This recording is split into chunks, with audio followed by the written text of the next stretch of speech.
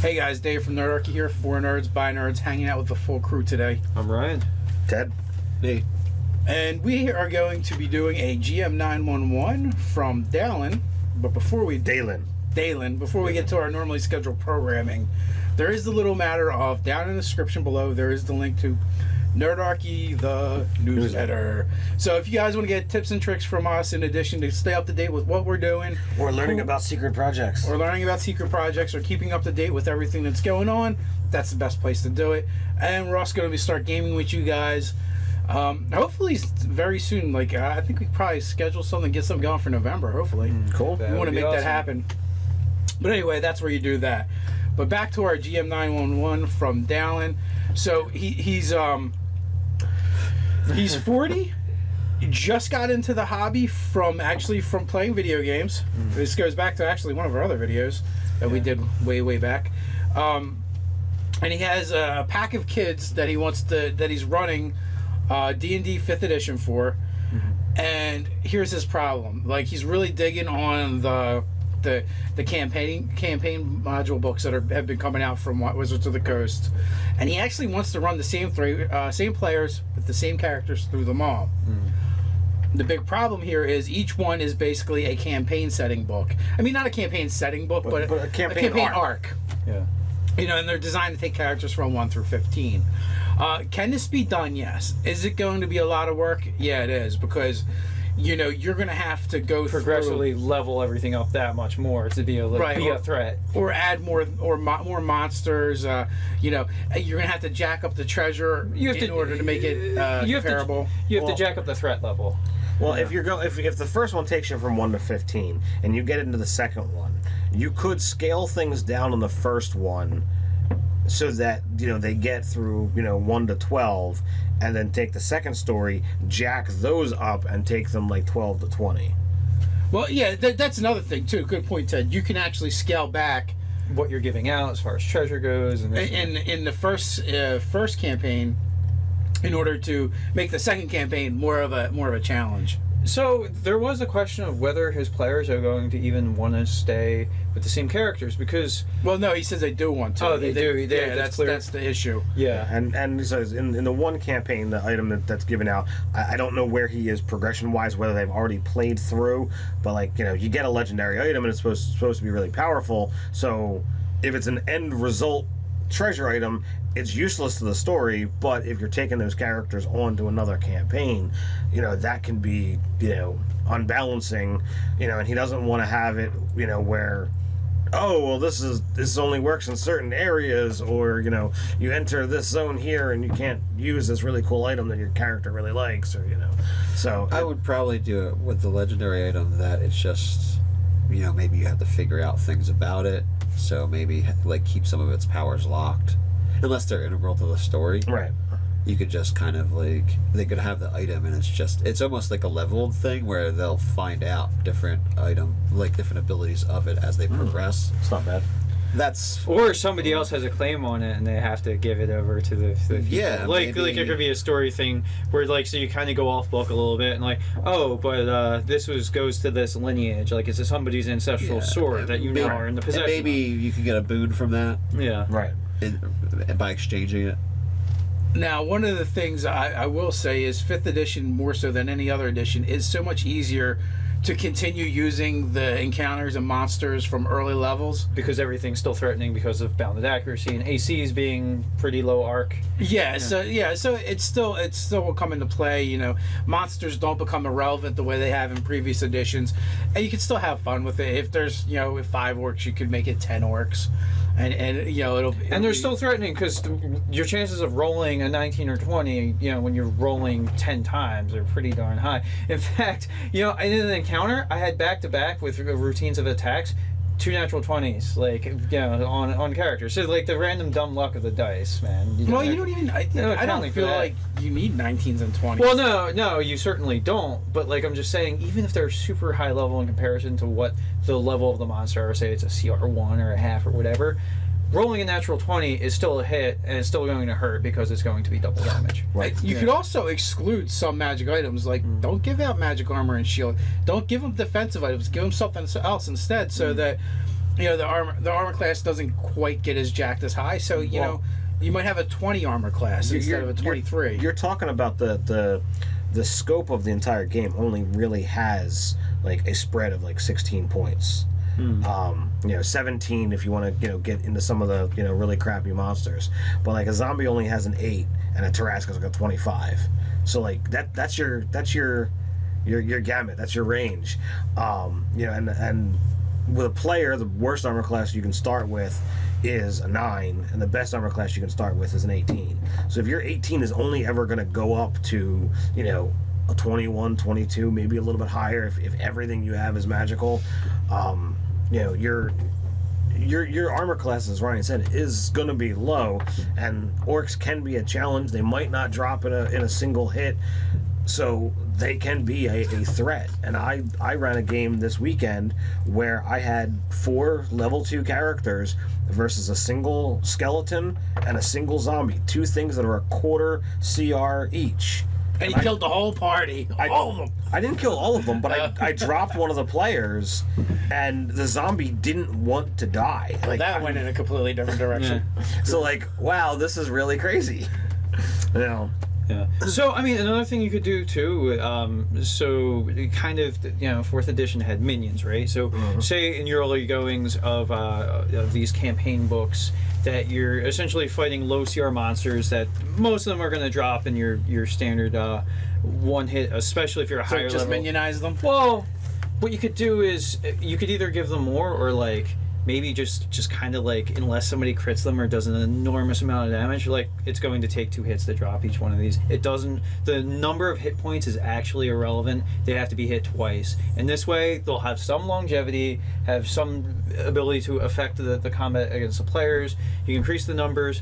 Another thing you could do is give them a better tactical advantage. Maybe with being numbers, there's some that are in a shooting gallery. They're able to shoot down on the players and they have to get to them, but there's guys on the ground, so they have to deal with first.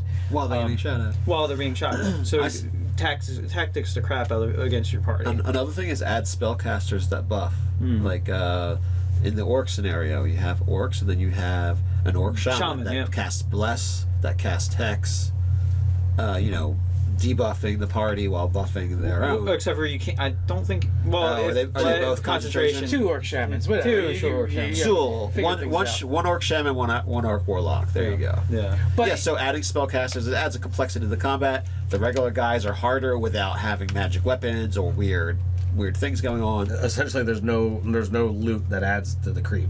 Yeah. The other thing too is just cut out sections of the module that aren't relevant. If you can do it without it, and you feel like it's not going to add to the story. You just pull things out. You can change things up. I mean, you could even mix and match the modules as you go, and actually swing back and forth between different campaign stories. Depending on how they weave and where they're at and where they're located. So you could basically create this whole different experience. And if you're doing it from early level, it would be a way to integrate the same challenge level encounters throughout the stories. And then and then again, I would just remove stuff that you don't need. Another thing about removing, let's say there's a low level combat. Ryan had a 2-shot encounter yesterday at the Geek Fest, and one was goblins attack, and really the goblins attacking, a baby gets stolen. All right, well, really you could just hear rumors about a baby getting stolen. You don't have to have that first goblin combat. If it's going to, you can chop out an entire fight encounter. That doesn't really matter to the players because they're just going to stomp those goblins at whatever level they are because they're coming from Princess of Apocalypse.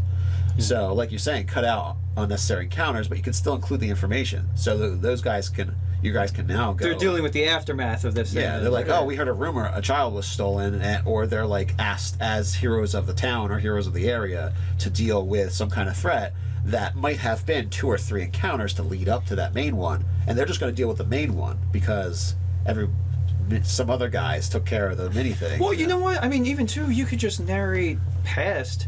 You could say, like, yeah, you dealt with this problem because it was barely consequential to you, but here's what happened, the aftermath. Like, the combats that's literally just going to be a dice rolling grind that the players are just going to ultimately walk through the combat. You could narrate it. You could just, like, say, yeah, this is what you guys did, this is how it went, but... And you could totally, highlight the positive. Okay, the fighter or the paladin sheathed in all this, metal armor. The goblins run up and they swing their crappy swords and rudimentary clubs at your armor, and it just deflects off, and you come in with a mighty swath, slaying 3 of them with a single hit. You can do this kind of very descriptive, very cool, and clearly overpowered situation that makes them feel so mighty that when they actually get into a fight, it's like, holy crap, what happened? These guys are jacked up now. Well, there's like 5 goblins, and you're like, what do you do to them? Yeah. Well, yeah, exactly. That's what I was going to say. You could let them describe it. Yeah, let them narrate. If they wanted to, you take the rest of your voice and let them go at it. So there was another point that I wanted to bring up, and that was, okay, so again, like Dalen, what is it you're after? Is it that you actually want to run these stories from beginning to end, or do you want to use the material? Because you don't actually have to run these campaign arcs to use the material. You can just pull them apart and use what you want to use, later on. So that's also another option. Because let's face it, each one of them is designed to be a story arc unto itself. So it's going to be a lot of work to run one after another with the players that have gone through them all. Can it be done? Yes.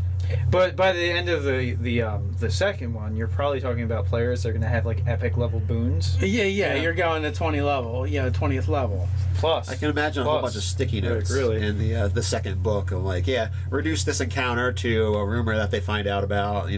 Double the amount of orcs here. There's 3 dragons instead of 2. Imagine what the third one is. Yeah. Oh yeah. By the third book. Well, I mean, so you're talking about probably over 20th level characters, so they're getting the epic level boons, and so like now they're like chosen of the gods sort of situation. Yeah. Which, so toward the end of I haven't read it yet, but Rage of Demons, like you're dealing with threats from the abyss, so it could be that like whole celestial powers do choose you to go deal with that threat. Or either that or you just jump to the end. You're like, yeah, we're just gonna skip this other stuff and just put the smackdown on Tiamat. Yeah. So there are definitely some issues, and you're gonna have to do a lot of work to do it. And so essentially, the most important thing is to figure out what it is that you actually want from all these books. Is it that you bought them and you just want to use them? You could probably get away with 2, but 3 would be really tough. Or are you okay with just piecemealing the books apart, running one from beginning to end, and taking the other ones and just use them as resource materials? Yeah, like you decide what the ultimate end state of the story is versus like the thing that's pre-programmed into the module of the campaign. I mean, I feel like too we have to upend this too with the caveat that Nerdarchy as a whole generally runs homebrew, and we don't use modules. I mean, I've taken stuff from them and used them. But for the most part, we don't run modules whole cloth. If that's what you're doing, that's fine. It's outside of our experience. Yeah. Just disclaimer to let you guys know that that's not generally how we run our games. But these ways you can definitely do, because this works no matter whether you're using a pre-planned adventure or you're making up your own. You can always adjust things, move them up, move them down. In this case, you probably have to do both: move it down, move it up, move it down on the first one, move it up on the second one.